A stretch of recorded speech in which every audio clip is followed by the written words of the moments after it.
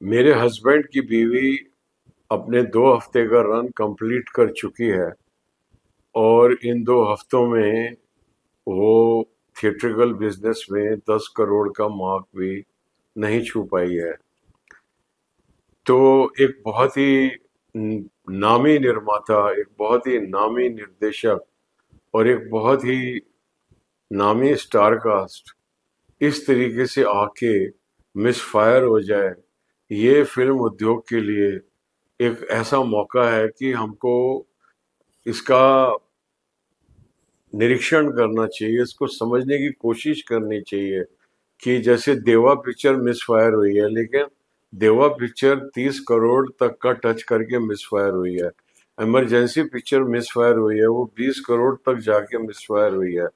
लेकिन ये जो फिल्म है मेरे हस्बैंड की बीवी, ये आउटराइट ही मिसफायर हुई है, इसको ओपनिंग भी नहीं मिली और एप्रिसिएशन भी नहीं मिली, ऐसा लग रहा है जो कलेक्शन आया है। तो सवाल ये खड़ा होता है कि ये इतनी बुरी तरीके से दर्शकों ने इस फिल्म को क्यों रिजेक्ट कर दिया।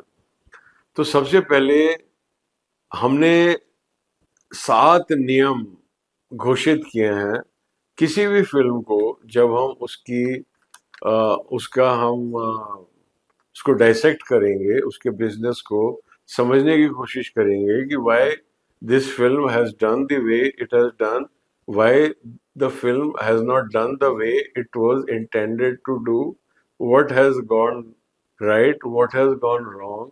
ये सब चीजें हम समझने की कोशिश करेंगे। हम कोई ज्योतिषी नहीं है कि फिल्म के रिलीज से पहले दिन हम अनाउंस करेंगे कि इतनी चलेगी, उतनी चलेगी, ये हो जाएगा, वो हो जाएगा, या अपने अपने ओपिनियन को दर्शकों के ऊपर थोपें कि शोले पिक्चर भी जब लगी थी तो ऐसे बहुत सारे दर्शक थे जिनकी वो पिक्चर पसंद नहीं आई थी। और आज की जनरेशन के दर्शकों को तो जान के आश्चर्य होगा कि शोले फिल्म को 1 स्टार रेटिंग मिली थी, अमर अकबर एंटनी को 1 स्टार रेटिंग मिली थी। So we are here not to destroy the business of the films, but after they have exhausted their potential, we are analyzing ki what has gone wrong. And when something goes wrong to such an extent, everybody is trying to hit the bullseye. Vashu Bhagnani ने 90s के दौरान एक से एक बड़ी बड़ी hit पिक्चरें दी हैं। उनके बारे में क्या कहा जाए, उन्होंने वर्ल्ड कप के सामने पिक्चर लगाई बीवी नंबर 1 और सुपर हिट हुई। तो वो बड़े निर्माता हैं, समझबूझ वाले, और मुदस्सर अजीज ने इतनी सारी फिल्में बना चुके हैं और अजीज मिर्जा के सुपुत्र हैं और उनके ग्रैंडफादर के क्या कहने। अख्तर मिर्जा साहब, नया दौर फिल्म का शायद आपने नाम सुना हो, दिलीप कुमार, वैजंती माला, बी आर चोपड़ा, साथ ही हाथ बढ़ाना, सन 57 की सुपर हिट पिक्चर, वो अख्तर मिर्जा साहब ने लिखी, जिसके अंदर उन्होंने मनोरंजन और आदर्श को, यानी कि समाजवाद के जो आइडियलिज्म था उसको उन्होंने वीव किया मनोरंजन के रूप में। तो जिसके जीन्स में इतने सारे गुण हैं, उनके बारे में मैं क्या कहूँ, उनको क्या समझाऊं, मुझे तो कहते हुए भी झिझक हो रही है। और अर्जुन कपूर 3rd जनरेशन, बोनी कपूर के पुत्र हैं, सुरेंद्र कपूर जी के ग्रैंडसन हैं। कितना उनके अंदर एक्सपीरियंस है, कितना उनके अंदर अनुभव है जेनेटिकली और अदरवाइज ऑल्सो। मैंने कि जब से आप पैदा हुए हो तब से you are expose to the medium of cinema. So what what has gone wrong with this picture. तो जो हमने कहा कि 7 जो नियम है, अगर उनको फॉलो नहीं करेगी कोई भी पिक्चर तो इस प्रकार से होएगा। एक नियम भी फॉलो नहीं करेगी तो कुछ उसका नहीं। पर ये फिल्म तो ऐसी है कि कोई नियम फॉलो ही नहीं कर रही। पहला नियम है परफेक्ट कास्टिंग। इस पिक्चर की कास्टिंग जो है ना बहुत गड़बड़ है। भूमि पेडनेकर को एक ऐसी लड़की के रूप में दिखाया जाता है कि वो is a nightmare for her husband. वो एक हस्बैंड के लिए चुड़ैल है, मतलब डायरेक्टोरियल पॉइंट ऑफ व्यू से वो एक चुड़ैल है, वहां से पिक्चर ओपन होती है। पर किसी भी एंगल से ना भूमि पेडनेकर को ऑडियंस चुड़ैल के रूप में स्वीकार नहीं कर सकता। She is very badly miscast. अगर कोई मिसकास्ट होता है तो हमको स्क्रीन प्ले को उस तरीके से सजाना होता है कि वो जो मिसकास्ट एक्टर है वो स्क्रीन प्ले के द्वारा उसको वो उसको चरित्र मिल जाए, जिससे कि जो एक्सपेक्टेड रेस्पॉन्स है ऑडियंस की वो मिले। लेकिन ऐसा भी कुछ नहीं किया गया इसके अंदर। तो दूसरा, अर्जुन कपूर जी का ऐसा करेक्टर है कि वो एक डरपोक होता है यार, कोई बुराई नहीं है, करेक्टर है, डरपोक है, मासूम है, उस तरीके है उसके अंदर, उसका बचपना अभी तक बरकरार है, उस टाइप का करेक्टर है। तो करेक्टर के साथ इंसाफ करना चाहिए अर्जुन कपूर ने दाढ़ी बढ़ा के रखी हुई है। अब दाढ़ी बढ़ा के ना किसी भी चेहरे की मासूमियत खत्म हो जाती है। तो जब आप एक मासूम कैरेक्टर को प्ले कर रहे हो, तो आपने दाढ़ी क्यों बढ़ा रखी है? It is a fad, it's a fashion. But cinema is not about passing fads and fashion. अगर आप रियल लाइफ में बढ़ा के रखो, आप करेक्टर में क्यों बढ़ा के रखे हो? पर्टिकुलरली जो एक्टर आपके साथ कंटिन्यूअसली फ्रेम में है, वो उनका जो दोस्त है, इस करेक्टर का एक दोस्त है, वो हमेशा फ्रेम के अंदर है, उसने भी दाढ़ी बढ़ा के रखी हुई है, वो भी दाढ़ी में, ये भी दाढ़ी में। और जो भाई है हीरोइन का रकुल पे, उसकी भी दाढ़ी है। तो देर इज ए, मतलब दाढ़ियां बहुत ज्यादा। और पर्टिकुलरली जो हीरो है और हीरो का दोस्त है, whenever two actors are continuously together in a frame, ये साइलेंट फिल्मों के टाइम से पता लग गया था ज्ञानियों को कि जब भी दो एक्टर सदैव एक साथ फ्रेम में रहेंगे, तो वो दोनों एक दूसरे के विपरीत होने चाहिए। जैसे कि laurel and Hardy, Hardy is fat, laurel is thin. जैसे कि जय और वीरू, उसके अंदर जो वीरू है वो बातूनी है, जय जो है वो खामोश रहता है, वो इंट्रोवर्टेड है, वो दूसरा एक्सट्रोवर्टेड है।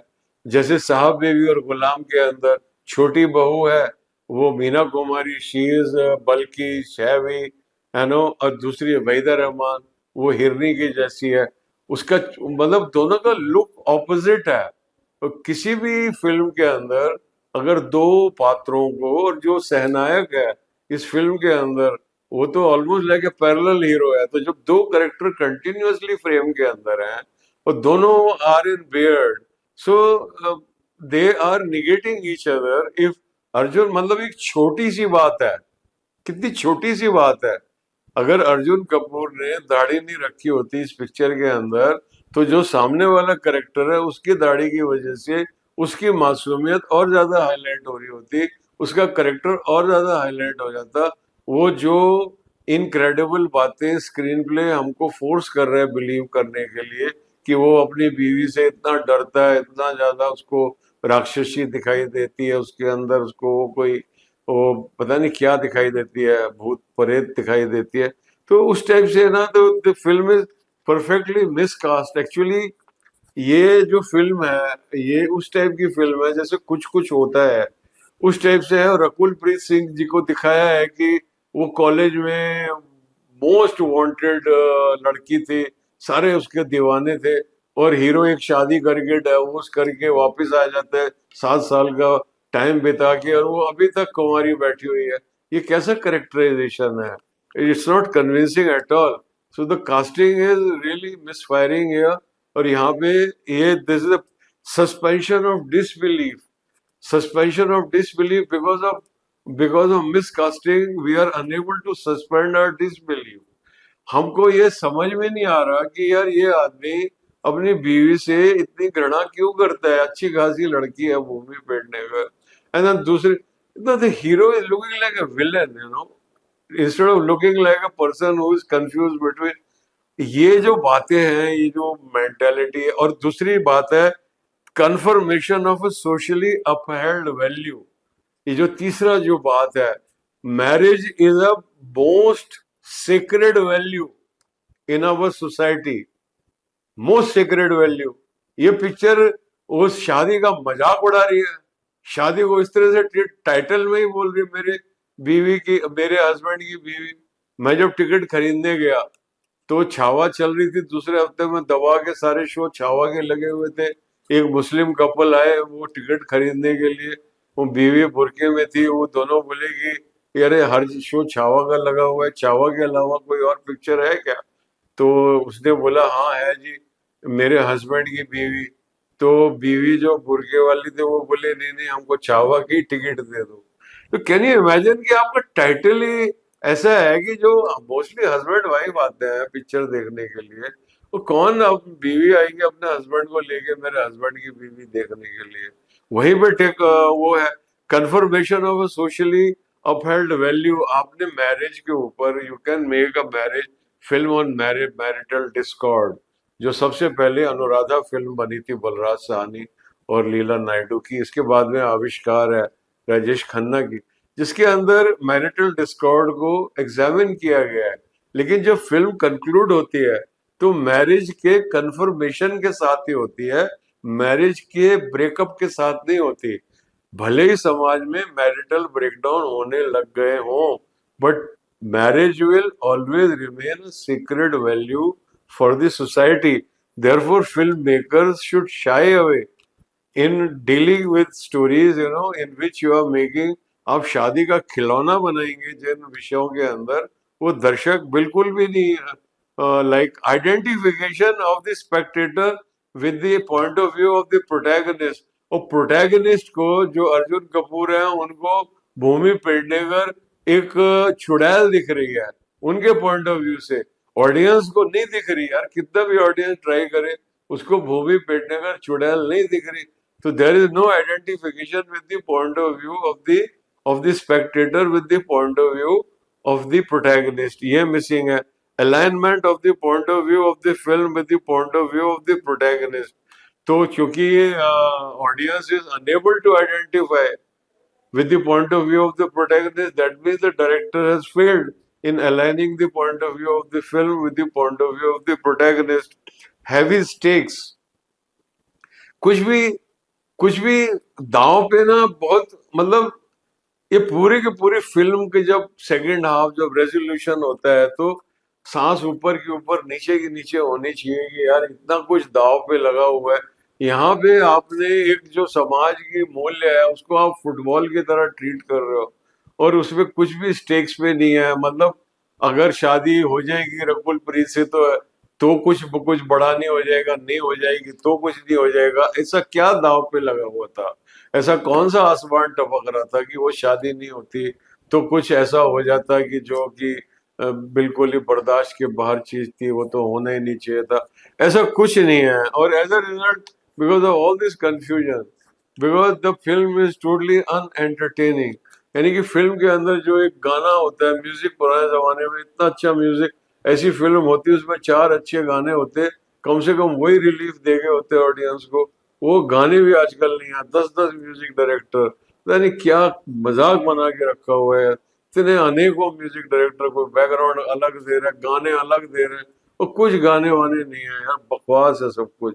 तो why the hell is this going on in the name of film making?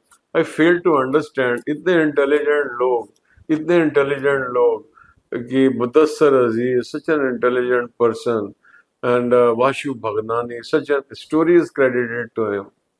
Therein lies the whole clue to the whole exercise कि the producer liked some story and he said I want to make, and everybody said fine, am I getting my payment? Payment is assured to everybody, so everybody receives the payment whether they believe in the story or not. They make the picture, they receive the payment, they go home happy. And the people come from home to watch the film. They don't go home happy. So this is the box office result. What can we do except keep watching cinema? Thank you.